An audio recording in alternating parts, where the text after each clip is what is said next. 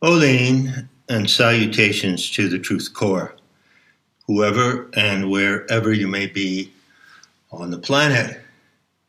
I'm here today to read 1,500 words of an article that was solicited from Watkins Mind, Body, Spirit Digital magazine. So one of the editors at Watkins contacted me 2 days ago and asked me if I would contribute an article, obviously to be linked to the 15th anniversary edition of Not in His Image. So it's a good opportunity for me to promote the book and also for me to say some things that I consider to be really significant regarding any discussion of Gnosticism today. So I've titled this talk, The Missing Debate Over Gnosticism. Before I read the article, which is short, should take about 10 minutes or less, I suppose, I'd like to offer a little anecdote, if you don't mind. The Watkins bookstore on Cecil Court, just off Leicester Square in London, is a place that I know well. I believe I went there the first time in the spring of 1986, and over the next 15 years, during the off-and-on visits when I haunted London fields, I went there often, and I bought a good load of books there as well. I always found the team or the employees at Watkins to be genial, friendly, talkative, well-informed. I always enjoyed going in there and chatting with them. And I found many treasures in there over the years. It also used to be a place where I met with certain friends and colleagues of the time, most notably John Michel. So if I didn't meet John up at his house, off, Notting Hill Gate, Powys Square, was that it? I would meet him downtown sometimes. And there were a number of other people in my circle of acquaintances at that time, most notably Robert and Olivia Temple, but also Colin Wilson, Peter Redgrove and Penelope Shuttle, Andy Collins, and others I forget. And they were in my circle of acquaintances as I floated about London from one visit to another. But I particularly associate Watkins with my friendship with John Michel. So I have a lot of memories of being there. I have a perfect holographic memory of that street, the many times I walked up or down Charing Cross Road or hung around in that area of London. So there's a strong physical and memorial association for me with the name Watkins. Since it changed hands sometime when, I don't know, maybe around 2000 or later, I only visited it one time, I believe, since it changed hands. But I do hold fond memories of that place and of many of the books that I discovered there. At that time when I was in London in the late 90s, there was another, legendary bookstore called Scoob, which is books written backwards. And Scoob specialized in esoterica and transgressive material relating to Aleister Crowley and Austin Spare, or Spare, if you know those names. And in particular, that was the only place in London at the time that you could find the limited editions of the works of Kenneth Grant, who was kind of a, I guess you could say, second generation Crowleyan. Well, so much for my trivial personal details. So let me proceed directly to the reading of this article. And the title is The Missing Debate Over Gnosticism. Since the publication of Not in His Image in 2006, interest in Gnosticism has grown exponentially. Aside from a growing number of books, either scholarly or amateurish in bearing, this interest has largely come to expression on the internet, both on mainstream and alternative platforms. Gaia.com, for instance, has hosted high production videos on the Nag Hammadi codices, with discussions featuring such pop gurus as Greg Braden, Jay Widener, and Graham Hancock, the latter two being former colleagues of mine, and in the case of Graham, also a friend. However, a discussion is not a debate. A discussion may proceed from various viewpoints, but a debate is the occasion to compare and contrast at least two distinct viewpoints. So far, an open, publicly accessible debate between the two primary views of Gnosticism has not occurred. Why not? This question begs another. What exactly are the two primary views of Gnosticism that might be debated? There are numerous differing interpretations of the surviving materials attributed to the Gnostics. Are they pagan heresy, Jewish appropriation of Gnostic ideas, or vice versa, mystery religion doctrines, outtakes of early Christianity, if not Gnostic Christianity pure and simple, a cognate of Egyptian Hermeticism, Sethian and Valentinian schools, the late Platonizing spin of mystery teachings, like the cover of a pop song performed by an amateur, or a Neoplatonic rehash of mystic doctrines drawn from various obscure sects. And that is the short list. But no matter the diversity of views, there is no debate unless a minimum of two opposing views appear together on a single platform. So far, this has not happened. Again, why not? The current situation with Gnosticism is similar to the ongoing controversy on 9/11, so-called climate change, and the COVID pandemic. Of course, there are opposing voices that challenge the official narrative on these topics, but they do not appear on the same platform in an open argument that can be attended and evaluated by concerned members of the public.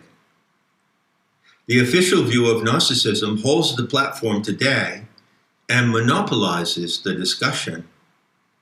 The vast majority of those interested in Gnosticism do not even realize that an alternative view exists. What you find on Gaia.com and countless other platforms and YouTube channels, both large and small, is the conventionally sanctioned interpretation of Gnosticism. All recognized Gnostic scholars, experts whose opinions are not to be challenged or refuted, routinely attribute certain definitive features to the Gnostic worldview. These experts allege what Gnostics believe, but are the allegations true? Are they correct and verifiable on the basis of original source materials? Consider, for instance, the two outstanding definitive claims about the Gnostic worldview. First, the Gnostics were anti-cosmic, rejecting the material world as evil, and second, they proposed a way to liberate the, quote, divine sparks, unquote, of humanity entrapped in the prison planet of this world, our world. Anyone seeking to investigate Gnosticism today meets these two claims from the outset. Today, Not in His Image is the only book on the subject that attempts to challenge, deconstruct, and refute them. All parties promoting the official view agree that Gnosticism was a heresy.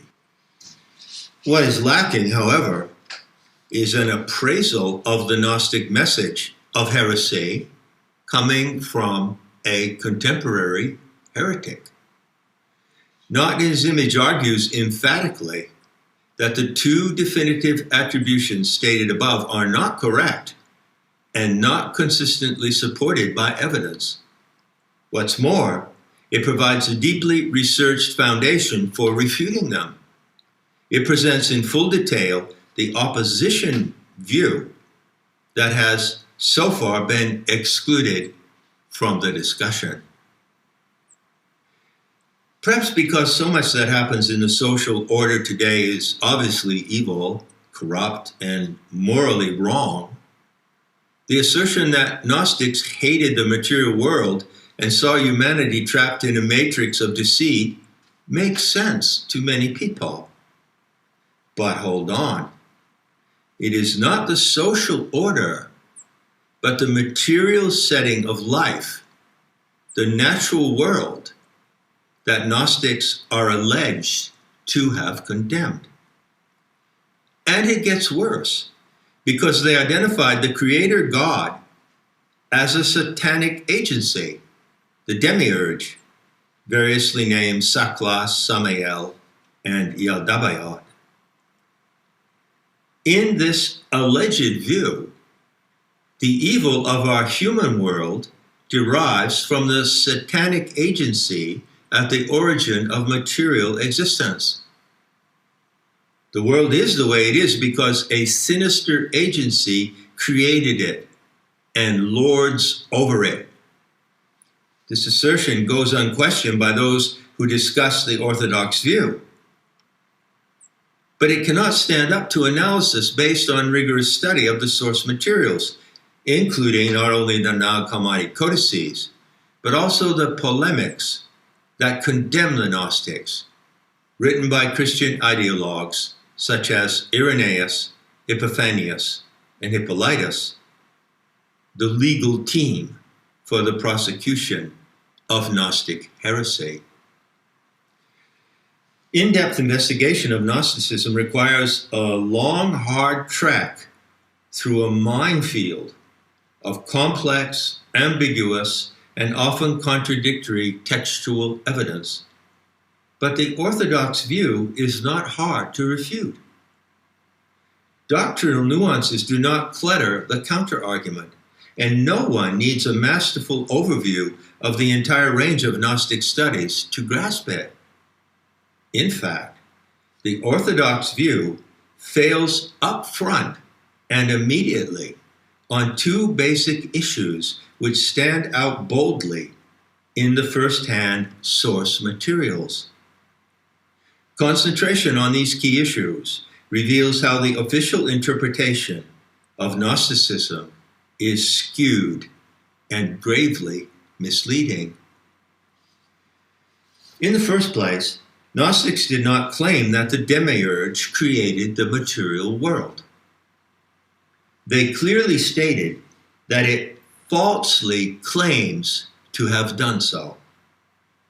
Saklas, meaning fool, is a demented pretender, not a true divine agency like the aeons of the Pleroma.